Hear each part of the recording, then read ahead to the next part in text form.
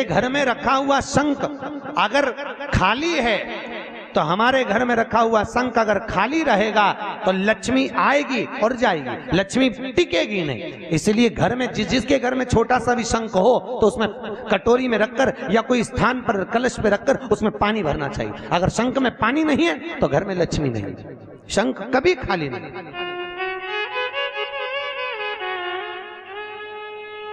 33 करोड़ देवी देवता में केवल एक भगवान शंकर हैं जिनके ऊपर शंख का जल नहीं चढ़ता, केवल एक शिव शंकर के ऊपर शंख का जल नहीं चढ़ता, क्योंकि शंकाचूर राक्षस को भगवान शिव ने मारा था और शंकाचूर राक्षस की हड्डी से शंख जाति का निर्माण हुआ था। इसलिए शंख का जल शिव जी पे नहीं चढ़ता। शास्त्र कहता है जो भूल से भी शंख का जल शंकर को समर्पित कर देता है 1000 ब्राह्मण की हत्या के बराबर उसको दोष लग जाता है। इसलिए शंख का जल शंकर को समर्पित नहीं।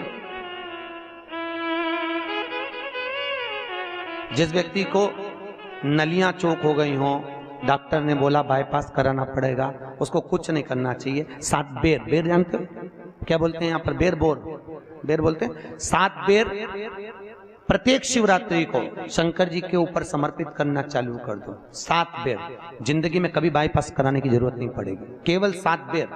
उसमें से 1 बेर 7 बेर चढ़ाओ, 1 बेर उठा के लाओ और वो व्यक्ति को खिला दो जिसको बाईपास के लिए डॉक्टर ने बोला है। फिर दूसरी बार चेक करवाना, वो खुद कह देगा कि बाईपास की जरूरत ही नहीं है, नाड़ियां क्लीन है एकदम, अटैक की बीमारी नहीं होती, हार्ट अटैक नहीं आता उस व्यक्ति जिसने प्रत्येक हर महीने की शिवरात्रि पर 7 बेर शिव को समर्पित करना चालू कर दिया, उसको कभी अटैक नहीं आ सकती, हार्ट अटैक की बीमारी नहीं। हमारा शिव दयालु, कितना कितना भाई। सती और शिव का जहां विवाह हुआ था ना, क्या बोलते हैं, त्रिजुगी नारायण। कौन कौन गया रात उठाओ? केदारनाथ से 12 किलोमीटर इधर गौरीकुंड से त्रिजुगी नारायण है, जहां शिव और सती का विवाह हुआ था।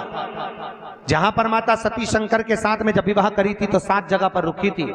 सती मैया के रुकने पर वहां कुंड बन गए थे 7। आज भी शंकर और सती के विवाह की अग्नि वहां पर जल रही है, आज भी विवाह किया।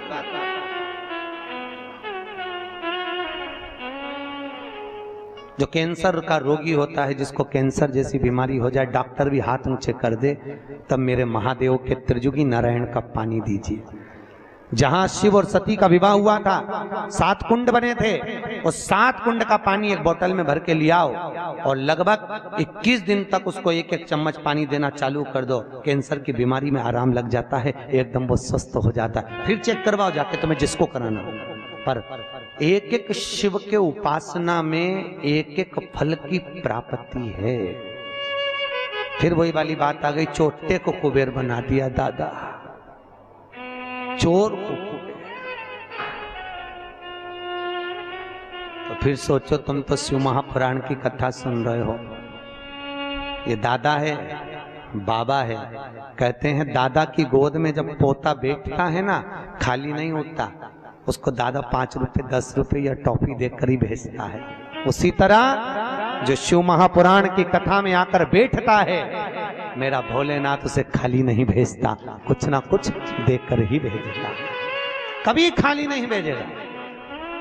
आपसे निवेदन है, जिंदगी में कभी शिव महापुराण की कथा श्रवण करने का मौका मिल जाए, कभी शिव कथा को सुनने का मौका मिल जाए, जैसे आज बैसाख के महीने में यह अग्रवाल परिवार करा रहा है, भगवान भोलेनाथ से कहना, बाबा हम आपकी कथा सुन रहे हैं, हमको ऐसी लक्ष्मी देना कि एक बार हम भी शिव महापुराण की कथा करवाएं, ऐसी करुणा करना। बाबा से विनती करके जाया करो, देगा, जरूर देगा। और साल भर 2 साल में ऐसा पूर्ण देगा कि वो खुद करुणा करेगा कि तू करा। पर तुम भूलना मत, फिर शंकर जी को नहीं तो कहते हमको तो मिल गया, आप जान दो। नहीं तो वो भूल गया था ना, कौन भूला था? कल कथा में बताया था, कुबेर जी, शंकर जी को ही भूल गए। होता है, देने वाले को लोग भूल जाते हैं। अब ये तो व्यापार करते हैं तो इनको मालूम है, जब व्यक्ति को जरूरत पड़ती भैया भैया करके गौ माता समझ के ले लेते हैं, और जब लेने जाओ तो शेर जैसे धाड़ते हैं। अरे कोई खा के भग रहे हैं, दे देंगे, फिर ऐसा बोलते हो जब जरूरत थी भैया दे दो, अभी काम निकाल दो, निकाल। बोले बात सहजता नहीं, बहुत बेटी। बाबा एक मुखी से लेकर 14 मुखी तक रुद्राक्ष होते हैं। एक मुखी रुद्राक्ष लक्ष्मी के लिए वर्णित किया गया है। सबसे श्रेष्ठ रुद्राक्ष 7 मुखी होता है। कौन से नंबर का? 7 मुखी रुद्राक्ष। अगर व्यक्ति एक ठेला चलाने वाला, हाथ गाड़ी चलाने वाला 7 मुखी रुद्राक्ष को सिद्ध कर कर अगर पहन ले, जिंदगी में कभी संपदा की कमी नहीं आ सकती।